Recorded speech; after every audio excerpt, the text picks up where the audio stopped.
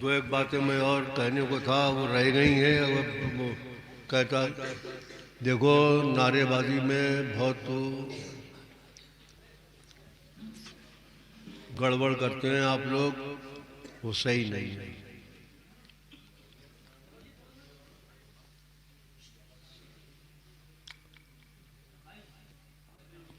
बिला किसी तकल्लुफ के बिल्कुल साफ दिल से मैं कह रहा हूँ, मैंने बेशतर लोगों को मना किया है कि मेरा नाम का नारा कोई न लगाया करो।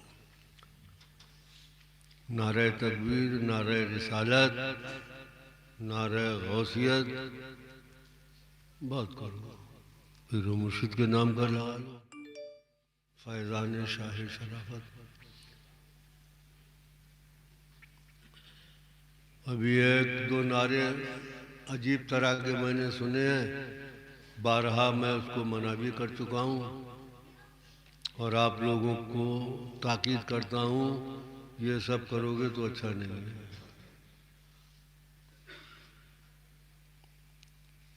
एक नारा लगाते हो नहीं, कौन सा?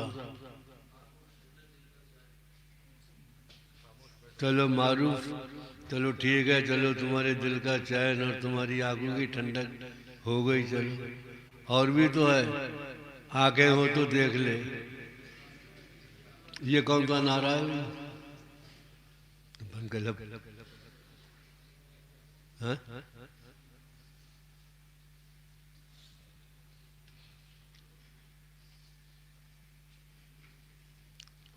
ये सब छोड़ दो, खत्म करो। अव्वल तो नारेबाजी स्टेज पे से इतना उधम मचा रहे थे, एक एक नारा कई कई उसको ना पढ़ने देते हो ना किसी को बोलने देते हो।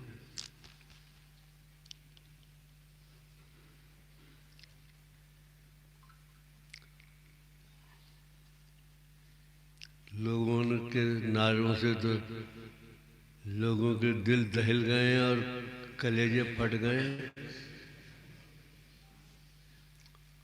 मान जाओ, सब सब सीधे रास्ते पर चलाओ, अपने दिल के नारों पर इक्तिफा करो, दिल में लगाओ। तुम्हारी यहाँ जिक्र भी चुपके चुपके वाला है नहीं है। किसी को लग रहा है कि ये झूम रहा है, तुम कर रहे हो कुछ और, खामोशी से।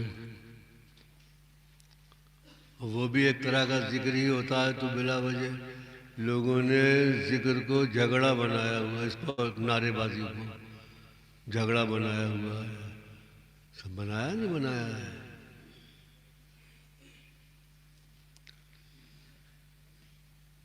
दुनिया भर के जहाँ कहीं भी मज़ारात हैं, उनके मुजाविर तकरीबन सब एक से ही है और आज से नहीं है।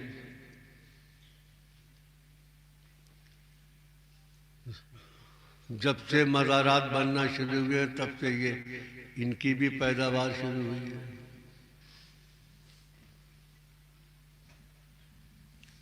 मुजाविर के मानी क्या है?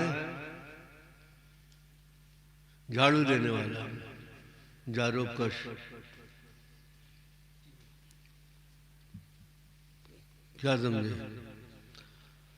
रहा मुजाविरी का मेहनताना, तो हुजूर नबी करीम सल्लल्लाहु ताला अलैहि वसल्लम ने काबे शरीफ के नजराने को भी किसी सहाबी के ताल्लुक से कह दिया था कि ये इनका हक है। यहाँ कोई काबे शरीफ पे जो भी चढ़ावा आएगा, मुझे नाम इस वक्त याद नहीं है, किसी सहाबी के लिए फरमाया उस पर इनका हक है, वो इनको जाया करेगा। काबे शरीफ की देखभाल उनकी जिम्मे रही होगी। अब जो कुछ भी मुजाविर करते हैं या जो होता है, उसे आप में से, आप सब लोगों में से ये बता दो कि उन मुजाविरों के पास जाते हो आप? अजमेर शरीफ जाते हैं, किसके पास जाते हैं? ख्वाजा साहब के पास। कलिया शरीफ जाते हो, दिल्ली शरीफ जाते हो और दीगर मज़ारों पे भी जाते हो, और नकली मज़ार भी बहुत हो गए, उन पे भी जाते हो। अभी कल या परसों ही आए थे, वो खेत में मज़ार आए, बहुत ज़माने से है, सड़क निकल रही है, अब क्या करें।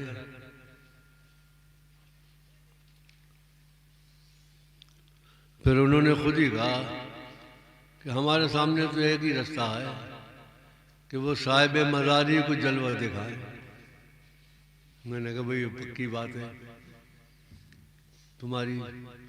मैंने कहा वो तो अल्लाह के हुक्म पर है, अल्लाह उनसे कह देगा दिखाओ जलवा, दिखा देंगे, और कहेगा चुपचाप पड़े रहो तो पड़े रहेंगे।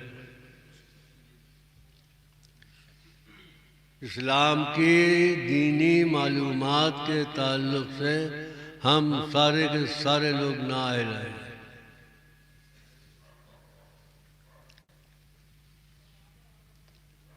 ये ऐसी तफसीली बातें हैं कि अगर इन पर जाया जाएगा तो लोग घबरा जाते हैं, यानी जिसे कहते हैं खुश मौजू।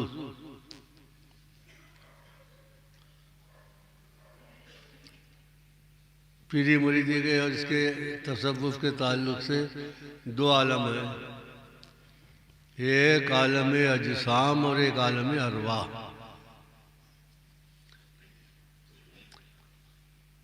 एक तो जिस्म जिस्मानियत के आलम में है लोग, जैसे कि हम सब लोग। अब जो हमारी तरह है उसी को देख सकते हैं, क्यों? और जो हमारी तरह नहीं है, दूसरे आलम में पहुंच गया है, जो आलम अरवाह है, रूहानियत है, उसको कैसे देख सकते हैं?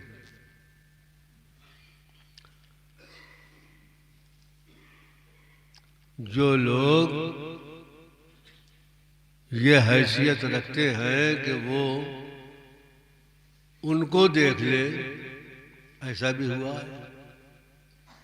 आपने सुना होगा कि फला बुजुर्ग नबी पाक सल्लल्लाहु ताला अलैहि वसल्लम के दरबार मुक़द्दस में हाजिर हुआ। उसने कहा अस्सलाम वालेकुम या रसूल अल्लाह, या सलाम वालेकुम या वलदी या वालिदी वालिदी। जवाब मिला हाँ वालेकुम अस्सलाम। तो ये किनके कान है? ये वो कान है जिनके लिए हुक्म आया है कि हदीस कुदसी वो होती है जिसको रसूलुल्लाह सल्लल्लाहु ताला अलैहि वसल्लम अल्लाह का फरमान अपनी ज़ुबान पाक से बताएं।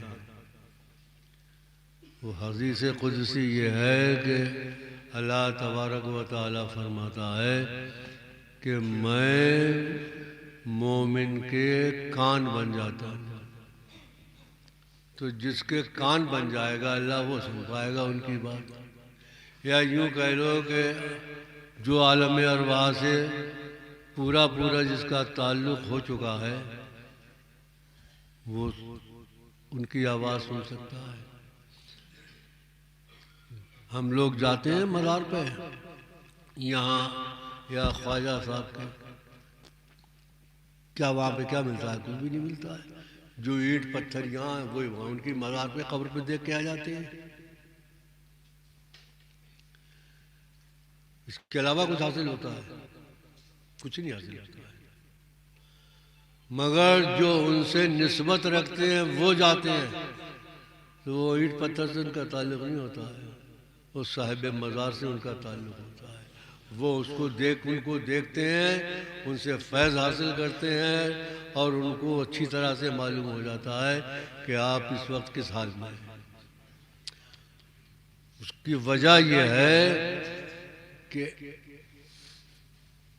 एक शख्स जब तक उस आलम की सिफात अपने अंदर यहाँ पर पैदा नहीं कर लेगा, उस वक्त तक उनसे वो मुलाक़ी नहीं हो सकता है।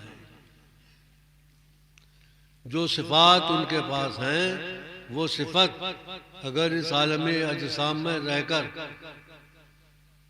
उसके अंदर वो पैदा हो गई तो उनसे मुनासिबत हो गई, उनको जाते हैं तो दिखाई दे जाते हैं। वही हमारे पास बहुत सी रिवायतें हैं इस तरह की। एक बुजुर्ग थे, दरियाए दजला में उन्होंने डुबकी लगाई नहाने के लिए, कपड़े उतार के किनारे पे। डुबकी लगाने के बाद वो जो उभरे तो दरियाए दजला के बजाय दरियाए नील में उभरे।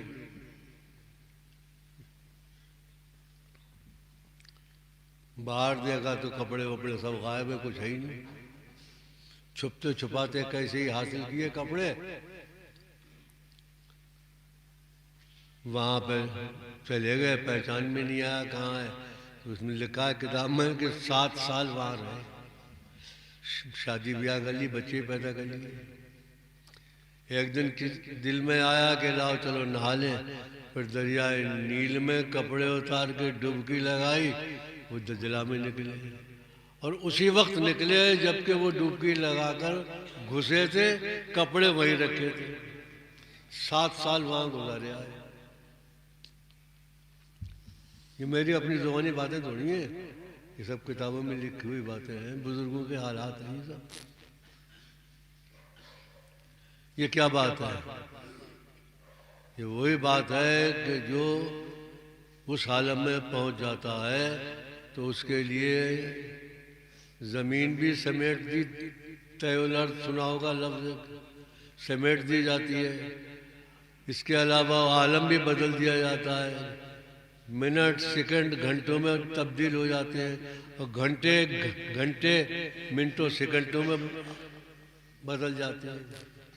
नबी पाक सल्लल्लाहु अलैहि वसल्लम की मेराज शरीफ का वाक़या, कहीं 500 साल की किसी मंजिल पर रात तय हो रही है, कहीं 5000 साल की तय हो रही है।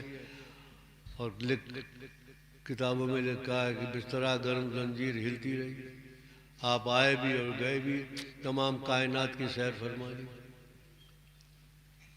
ये सब हालात और मामलात जो हैं वो एक दूसरे आलम में पहुँचे। जब तक उस आलम से हमारा ताल्लुक़ नहीं हो जाता है तब तक ख्वाजा साहब के पास जाएं या किसी के पास जाएं, साहिब मज़ार के, जो कुछ औलिया अल्लाह को वहाँ से हासिल होता है वो नहीं होता है। मुजद्दिद साहब के ताल्लुक़ से छोटे छोटे बच्चे आपके विसाल कर गए थे, आप उनके लिए थोड़ा बहुत पढ़ पढ़ा के इसाले सवाब किया करते थे, वो लुत्फ़ अंदोज़ होते थे और उनको मज़ा आता था।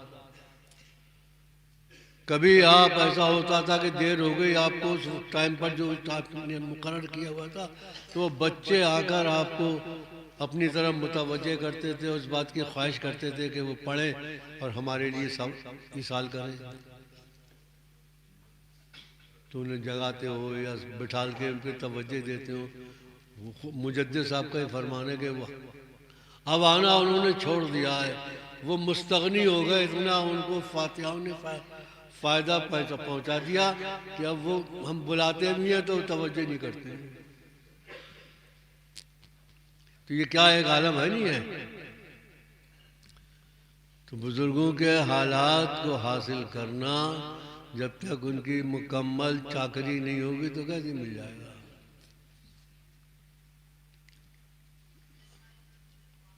या अय्युहल इंसानु इन्नका कादिहुन इला रब्बिका कदहन फमुलाक़िह। ऐ इंसान, तुझको जफाकश मेहनती पैदा किया गया है। इला रब्बिका कदहन, अपने रब की तरफ को मुतवज्जे हो और मेहनत कर। फमुलाक़ी, बस तू जरूर मिल जाएगा उससे, अल्लाह से। ऐसे तो हमारी खूब मालूम है, हमें यहाँ ऐसे भी सुन ही रहा है। वो साहिब मज़ार के पास जाते हैं, हमारा अक़ीदा है वो सुन रहे हैं, मगर हमें मालूम कुछ नहीं होता है कि सुन रहे हैं कि नहीं सुन रहे हैं। हाँ, कहाँ मालूम पड़ता है? मियाँ के ताल्लुक़ से है, हाफिज़ साहब में गए, वहाँ पर जिक्र करने के लिए एक साथ में शख्स है, उन्होंने इतनी यकसुई से जिक्र किया, हज़रत हाफिज़ शाह जमालुल्लाह रहमतुल्लाह अलैह मज़ार पाक के ऊपर आके बैठ गए।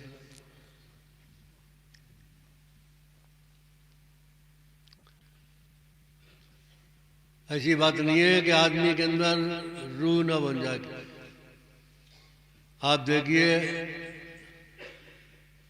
आप आग और पानी दूसरी मुतजाद चीजें हैं, इनमें से जो कोई एक दूसरे पे भारी पड़ेगा उसको खत्म कर देगा। बहुत सी आग है, आपने गिलास भर के पानी डाल दिया उसके ऊपर तो क्या हो गया, छुन मुन, पानी खत्म हो गया। और अगर बाल्टी में पानी है और आपने अंगीठी उसमें लौट दी तो आग खत्म, जिद्दन है। अब पानी में आग की सिफत पैदा करने के लिए अगर जरूरत है कि पानी में भी आग ही की सिफत हो जाए, तो आपको चाहिए कि आप एक वसीला इख्तियार करें, और वो वसीला है देगची, पतीली।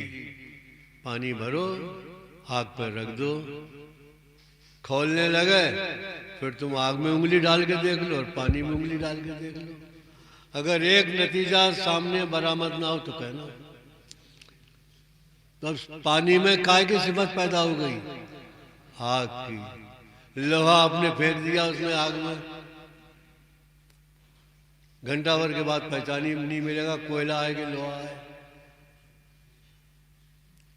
इसका मतलब ये होता है कि आदमी के अंदर अगर वो जो उसको बताया गया है नेकियां करने के तरीके,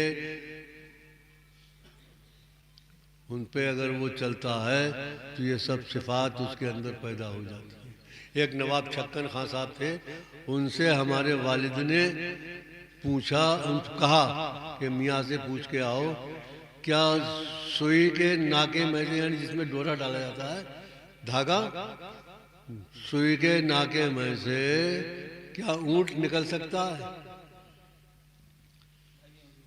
हाँ, वालिद ने उनसे, नवाब छक्कन खां हाजिर बाश थे, उन्होंने जाके अर्ज किया मियाँ से कि क्या हुजूर, दो तीन बातें और थी।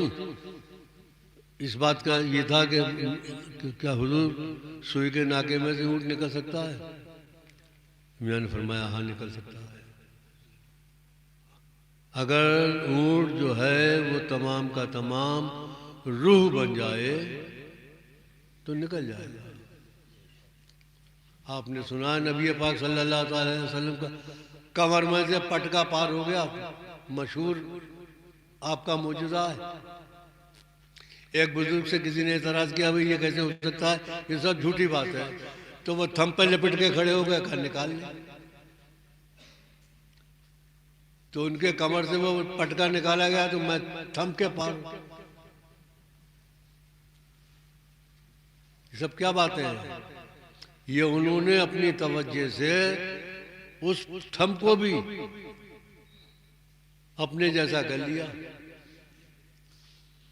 हम लोग जाते हैं मज़ारात पे, जिनसे ताल्लुक़ है उनसे मामला है, मुजावरों से क्या है, वो तो उनको वहाँ पे जो 8,000 है या 7,000 है वो तो देते ही हैं। और हमने तो यहाँ तक सुना है कि बुजुर्गों की खिदमत में जाओ, बगैर कुछ पेश किए मत आओ, ये वहाँ के आदाब में से है।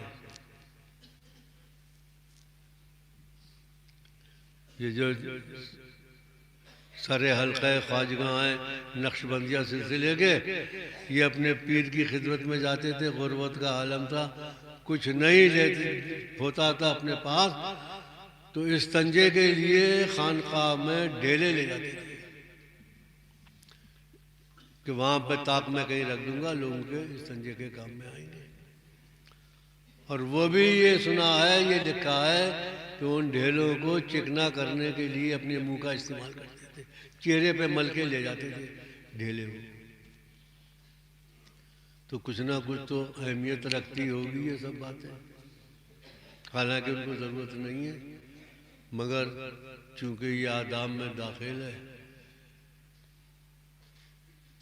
बहरहाल ये मौका थोड़ा सा बातें निकल आई, इधर उधर की बातें तो बहुत हैं। जो लोग बाहर के हैं उनके लिए इजाज़त है, अपने ठिकाना पकड़ लो, और जो लोग जाने वाले हैं उनको इजाज़त है। कुछ बटेगा भाई क्या? या बढ़ गया? तो ले लो जाके।